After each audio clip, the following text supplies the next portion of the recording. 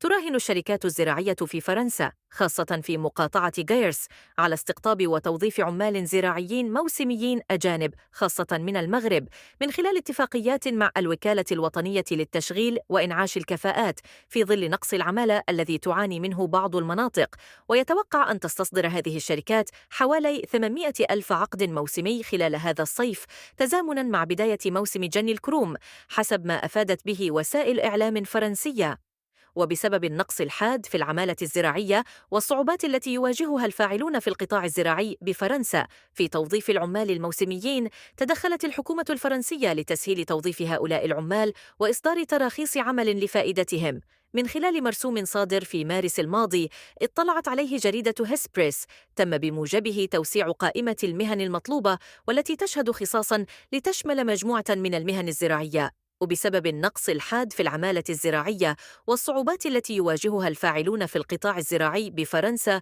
في توظيف العمال الموسميين، تدخلت الحكومة الفرنسية لتسهيل توظيف هؤلاء العمال وإصدار تراخيص عمل لفائدتهم. من خلال مرسوم صادر في مارس الماضي اطلعت عليه جريدة هسبريس، تم بموجبه توسيع قائمة المهن المطلوبة والتي تشهد خصاصاً لتشمل مجموعة من المهن الزراعية. تفاعلاً مع هذا الموضوع، قال عبد الفتاح الزين منسق الشبكة الإفريقية للهجرة والتنمية إن جلب العمال الموسميين من خارج الاتحاد الأوروبي يشكل بالنسبة للعديد من الدول الأوروبية من ضمنها فرنسا آلية من آليات الحد من الهجرة غير النظامية، فيما يعد بالنسبة للدول المصدر للعمالة تنفيساً عن سوق الشغل في ظل قلة فرص العمل وغياب الحكامة في آليات التشغيل. وأوضح المتحدث ذاته ضمن تصريح لجريدة هسبريس الإلكترونية أن فرنسا تعرف جيداً العمال المغاربة المعروفين بخبرتهم وكفاحهم، بل أفضليتهم على باقي عمال منطقة شمال إفريقيا،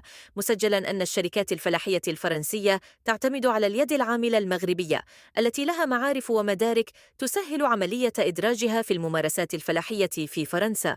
وأضاف أن المغرب يستفيد من تصدير العمالة الموسمية إلى فرنسا وغيرها من الدول التي تعاني من نقص في اليد العاملة سواء على المستوى الاقتصادي أو الثقافي، غير أن الدولة يجب أن تفكر في صيغة لتشجيع هؤلاء العمال خاصة النساء على استثمار الأموال التي يتحصلون عليها لكي تصبح مفتاحاً لإنشاء مشاريع مستدامة ومدرة الدخل، أي جعل الهجرة الموسمية آلية لتمويل المشاريع وتحقيق الاستقلالية.